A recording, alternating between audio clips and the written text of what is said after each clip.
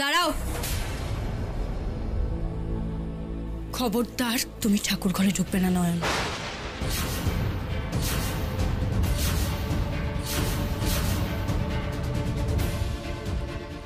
Jasmine দিদি, গিন্নিমা আমাকে ঠাকুর ঘরে ঢুকতে নিষেধ করেছিলেন, আর তারপর আমাকে ঠাকুর ঘরে ঢোকার অনুমতি দিয়েছেন স্বয়ং বড় সাহেব।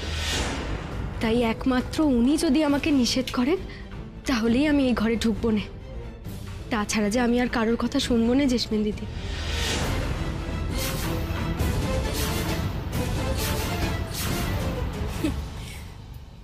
তোমাকে আমি বিশ্বাস করি না। তুমি বেশ বুঝতে পারছো তৃপ্তর বাবা ইতিমধ্যে আমাকে বেশ পছন্দ করতে শুরু করে দিয়েছেন।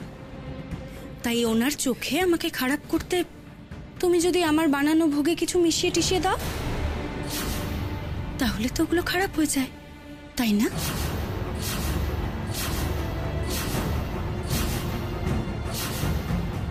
চোখ নামাও নয়ন, চোখ নামিয়ে কথা বলো। চোখ আমি নামাতেই পারি জেসমিন দিদি, কিন্তু আপনি যে কারণে আমাকে ঠাকুর ঘরে ঢুকতে নিষেধ করছেন অতটা নিজ ভাবনা যে আমি ভাবতেও পারিনি।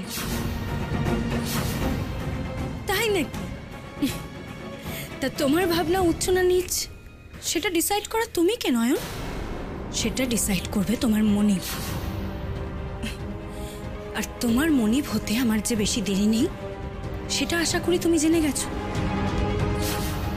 একবার তৃপ্তর সাথে আমার বিয়েটা হয়ে যেতে দাও, তারপর তোমায় আমি এখান থেকে মেরে তাড়াবো।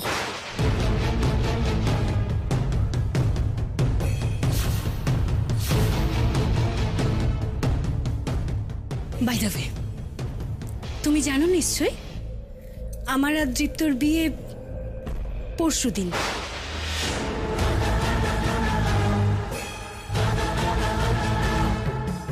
মানে হাতে মাত্র আর একটা দিন।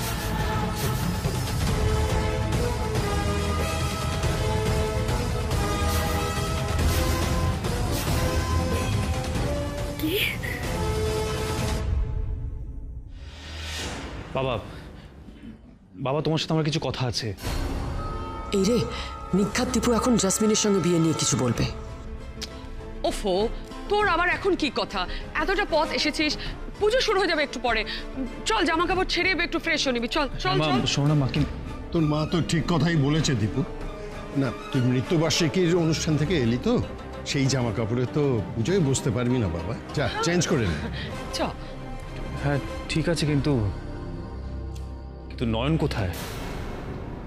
নয়ন কোথায় গেল? নয়ন, নয়ন! তুই এখন আবার নয়নকে ডাকছিস কেন? কিসের জন্য ডাকছিস? না মা, আমি পুজোয় বসবো তো, তাই পুজোর জন্য জামা কাপড় ওকে বার করে দিতে বলতাম, তাই ও নয়নকে। নয়ন, নয়ন, নয়ন কোথায় গেলে? নয়ন!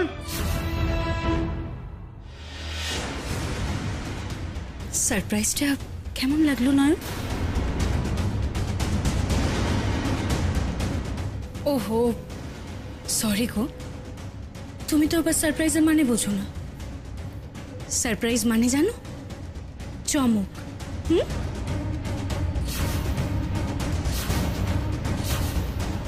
কিন্তু পুরোহিত মশাই যে আমার সামনে বললেন যে 5 দিন পর বেশ শুভ দিন আছে। নয়ন, টাকা অশুভ দিনকে শুভ করে দিতে পারে, জানো?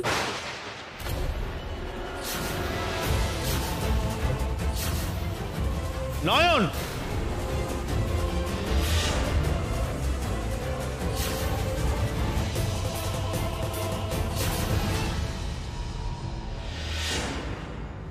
তুমি কোথায় গিয়েছিলে? আমি তোমাকে সে কখন থেকে খুঁজছি।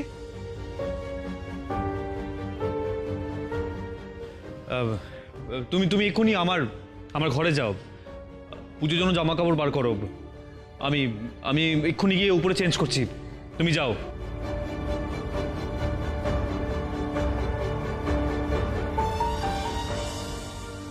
বুঝি রাগ করে চলে গেলে হবে বলো তো? দেখছো তো বাবা বন্ধুর এগেনস্টে হয়ে গেছে। এখন আমরা দুজনই আছি, ওর টিমে টিম করছি। আমরাও যদি চলে যাই তাহলে ও একা হয়ে যাবে না, ওর ভোট কমে যাবে তো। দেখতে পাচ্ছ না? কি হলো? জামা কাপড়গুলো নামিয়ে রাখো, যাও, আমি যাচ্ছি। তুমি দাঁড়িয়ে আছো কেন? যাও। নয়ন কেন তো জামা কাপড় বার করবে? জাসমিন তো আছে, ও বার করে দেবে।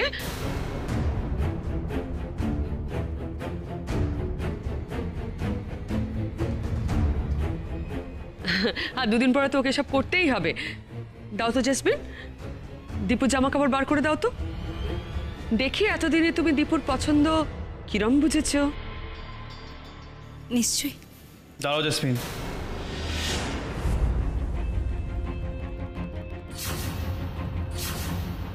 মা, আমার মনে হয় এক্ষুনি জেসমিনকে এসব বিষয়ে ইনভলভ না করাই ভালো।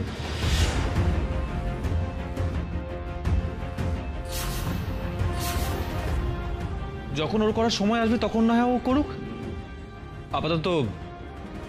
আপাতত নয়নই করুক।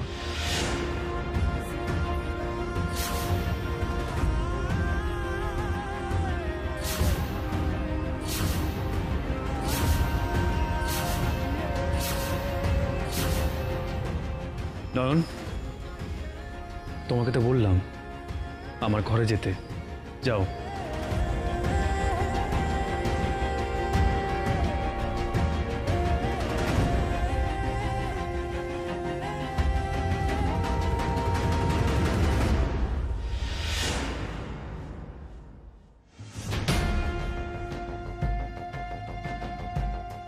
নয়নকে এতটা নার্ভাস দেখাচ্ছে কেন? সেটা কি শুধুই বাবা জেসমিনকে সাপোর্ট করলো বলে, নাকি অন্য কিছু? আর দিন তো এসে পড়লো রে দীপু। এই জানো, পুরোহিত বসে এসেছিলেন, দীপু আর জাসমিনের বিয়ের দিন ফাইনাল হয়ে গেছে।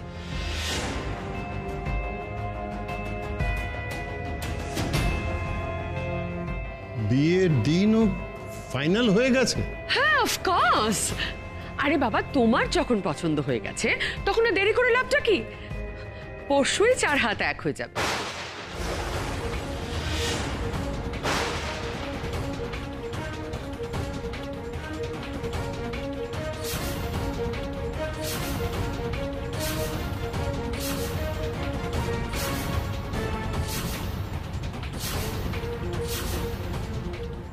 মা, পরশু বিয়ে? কই, তুমি তো আমাকে কিছু বলনি। আমি তো ঠিক করেছি বিয়ের দিনটা, তুই আবার কি বলবি? তুই তো আমার কথার উপর কথা বলিস না। এটা তুমি ঠিক বলছো না বড় বৌমা? দাদু ভাই কেন বলবে না? ওকে ওর জীবনের সব সিদ্ধান্ত নেবার দায় তোমার ওপর এই মর্মে মুচো লেখা লিখে দিয়েছিল।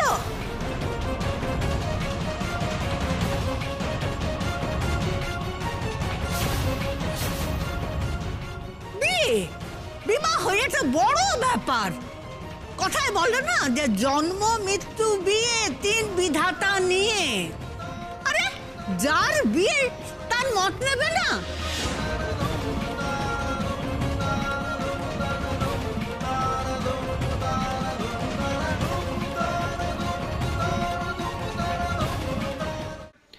মা, আপনি মিছে মিছে রাগ করছেন। আমি যেটা করেছি দীপুর ভালোর কথা ভেবেই তো করেছি। আমি ওর মা আফটার অল। আমি ওর ঠাকুমা আফটার অল। ও আমার নাতি। দাদু ঠাকুমার কাছে নাতি কি জিনিস সেটা নিশ্চয়ই এ বয়সে তোমাকে বলে বোঝাতে হবে না। কই, আমি তো আমার ইচ্ছেটা ওর উপর আরোপ করিনি। থামি, তুমি না এত মাথা গরম করো না। বলি কি, তুমি একটু শান্ত হও। আর চাউমিন এমনিতে এত তাড়াতাড়ি বিয়ে করবে না, তাই না চাউমিন? মানে এতে মানে করার কি আছে? দেখো, মা তোমার থেকে একটু সময় চেয়েছে, তাই না? পরশুদিনই বিয়ে ঠিক করেছে, কিন্তু ওটা করা যাবে না, জানো তো, কারণ কোনো মেকআপ আর্টিস্টই পাওয়া যাবে না। আর মেকআপ আর্টিস্ট না পাওয়া গেলে তুমি বিয়ের পিড়িতে কি করে বসবে বলো? মেকআপ ছাড়া বসলে কিন্তু দাদাভাই পালিয়ে যাবে।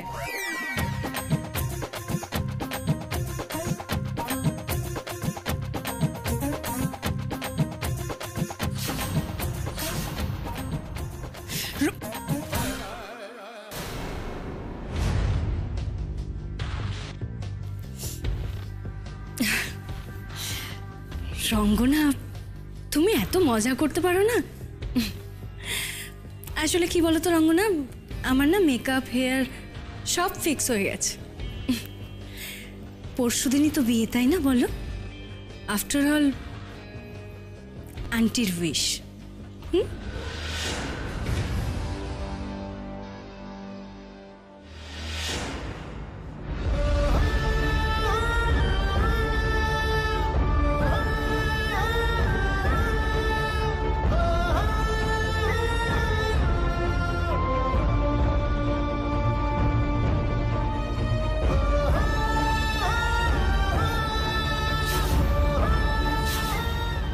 না না, এইভাবে হুট করে বলে দিলে হয়ে যায় নাকি?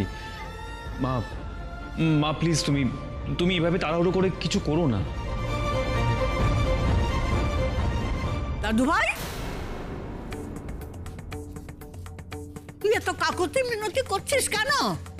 জীবনটা তোর, বিয়ে করবি তুই। এই সিদ্ধান্তটুকু নেবার মতো অধিকার তোর নেই যে কবে বিয়েটা করবি। মা, আপনি হঠাৎ এত রেগে যাচ্ছেন কেন? আপনার রাগটা কিসের জন্য? পরশুদিন দীপুর বিয়ে হবে সেই জন্য, নাকি জাসমিনের সঙ্গে বিয়ে হচ্ছে বলে তার জন্য? একটু ক্লিয়ারলি বলবেন আমায়।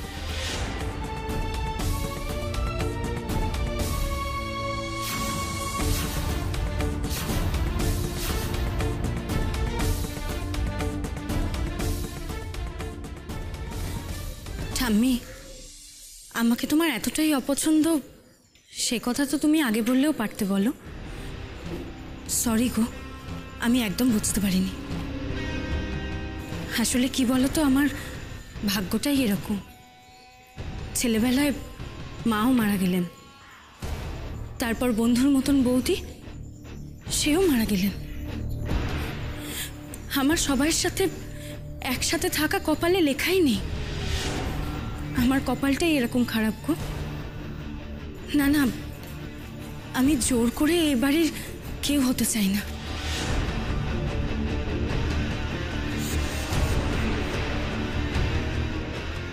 বাবা, এ তো দেখছি দারুণ অ্যাক্ট্রেস।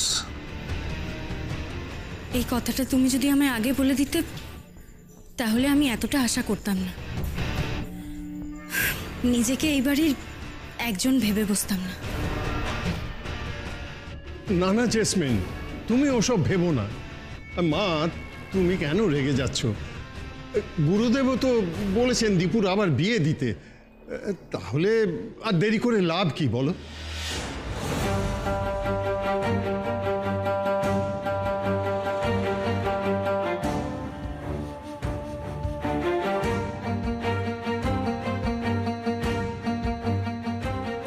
বাবা, তুমি না কিরকম পাল্টে গেছো গো। তুমি আগে বন্ধুকে কত ভালোবাসতে, এখন তার সংসার ভাঙার জন্য তুমি উঠে পড়ে লেগেছো। তোমার একটু কষ্ট হচ্ছে না?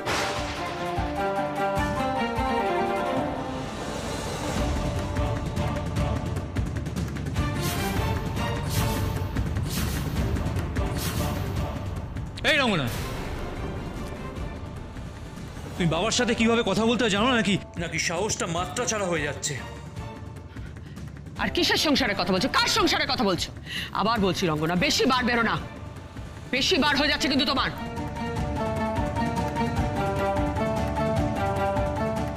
তুমি আগে বন্ধুকে কত ভালোবাসতে, এখন তার সংসার ভাঙার জন্য তুমি উঠে পড়ে লেগেছো। তোমার একটু কষ্ট হচ্ছে না?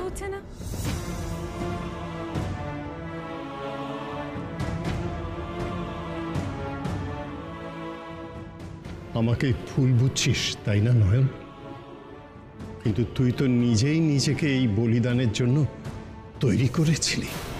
আর তোকে যে আমার রক্ষা করতেই হবে সব শত্রুর হাত থেকে, যাতে তুই আমার দীপুকে রক্ষা করতে পারিস।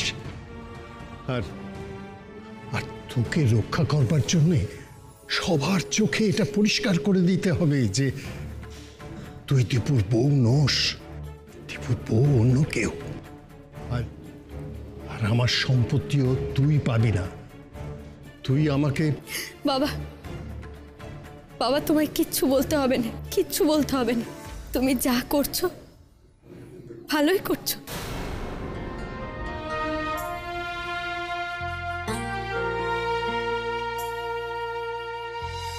হোক না যতই কপাল পোড়া জনম দুঃখিনী,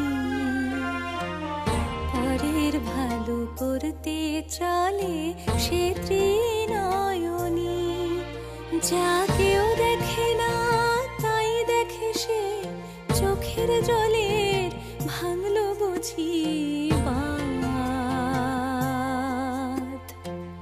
কেউ বলে এ অভিশাপ আর কেউ বলে রে আশীর্বাদ, কেউ বলে রে আশীর্বাদ। অভিশাপ আর আশীর্বাদে দোলায় দুলুনি, পরের ভালো করতে। আমার বাবা যখন মারা যায় তখন তো আমি অনেক ছোট, আমার ওনার কথা স্পষ্ট মনেও নেই। কিন্তু কিন্তু বাবা কেমন হয়, বাবার আদর কেমন হয়, আমি তো তোমায় দেখে বুঝেছি বাবা।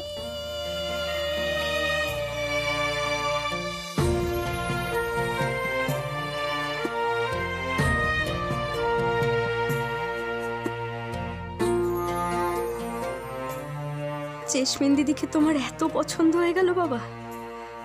তুমি তো অভিনয় করতে জানা মেয়ে আনতে গেছিলে আমার কথা ভেবে, যাতে ওই মেয়ের সাথে দৃপ্তবাবুর বিয়েটাও নকল হয়, আর আমার সাথে দৃপ্তবাবুর বিয়েটাই সত্যি রয়ে যায়।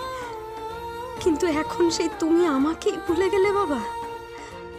বাবা গো, আমি যে তোমার মেয়ে ছিলাম বাবা, আমাকে এতটা ভর করে দিলে তুমি, এতটা।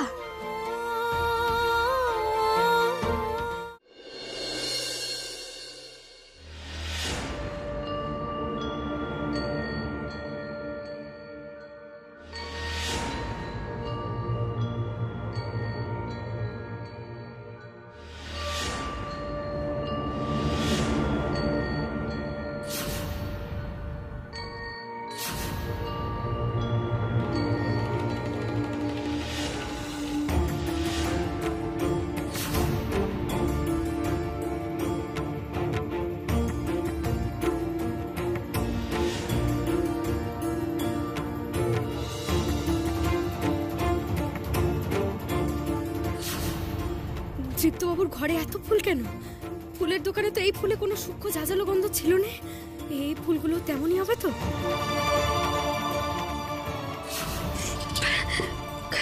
কি সে সুন্দর অথচ সূক্ষ্ম ঝাঁঝালো গন্ধ, কিন্তু কিন্তু দৃপ্তবাবুর ঘরে এই ফুলগুলো কি করে এলো? ফুলের গন্ধ, মরার গন্ধ পাচ্ছ নয়ন?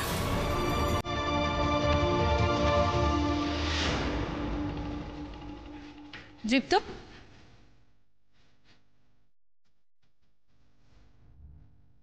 আপনার ঘরে আপনার জন্য একটা জিনিস আছে। কি? আসলে আমি আমার পছন্দের ফুল দিয়ে আপনার ঘরটা সাজিয়েছি। ও বাহ, থ্যাংক ইউ সো মাচ। আশা করি আপনার অপছন্দ হবে না। নয়ন ওভাবে চলে গেল, আমাকে এক্ষুনি একবার ওর সাথে কথা বলতে হবে। আসলে ঘরে ফুল রাখতে আমার খুব ভালো লাগে, আপনার ভালো লাগে না?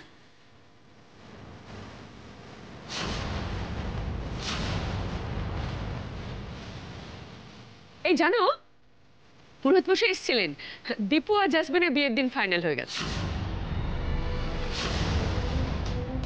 পরশুই 4 হাত এক হয়ে যাবে। পরশু মানে তো নয়নের হাতে আর সময় নেই। এইটুকু সময়ের মধ্যে ও প্রমাণ জোগাড় করতে পারবে তো? নয়ন কি করবে? পারবে বিয়ের আগে আমার হাতে প্রমাণ তুলে দিতে? নাহলে যে বিয়েটা ভাঙতে হবে। তৃপ্ত? হ্যাঁ। কি হলো তৃপ্ত? আমি তখন থেকে বলেই যাচ্ছি, আপনি কিছু বলছেন না, কি ভাবছেন এত? না, এক্ষুনি পুজো শুরু হবে তো, আমি বরং চেঞ্জটা করে আসি। Excuse me.